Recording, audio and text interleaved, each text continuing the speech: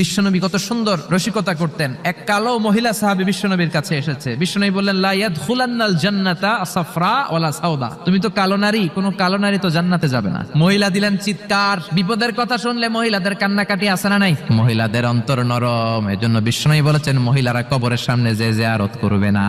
কারণ কবরের সামনে গেলে বলবে, আমারে ফালাইয়া গেল গো, কই গেল রে, আমারে লইয়া যাও রে। কান্নাকাটি আছে না নাই? গড়াগড়ি খায়, নিজের জামা নিজে ছিঁড়ে ফেলে, নিজের গালে নিজে থাপ্পড় মারে, এরকম নারী আছে না নাই? এজন্য মহিলারা ঘর থেকে দোয়া করবে, পুরুষেরা কবরস্থানে ঢুকে কবরের সামনে দাঁড়িয়ে দোয়া করবে। ঠিক কি না?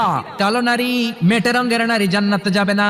মহিলা কান্না শুরু করে দিল। মহিলা বলল, নবী আপনি বলেছেন আল মারআতু ইযা সাল্লাত খামসাহা, কোন নারী যদি নামাজ পড়ে, ওয়া সামাত শাহরাহা, যদি রোজা রাখে, আতাআত বালাহা, স্বামীর আনুগত্য করে, হাফিজাত ফুরুজাহা, লজ্জাস্থানের হেফাজত করে, কোন নারী যদি এই চারটা কাজ করে, তার জন্য 8টা জান্নাতের দরজা খুলে দেয় কে? ও নবী আমি তো 4টাই করি, কালো হওয়ার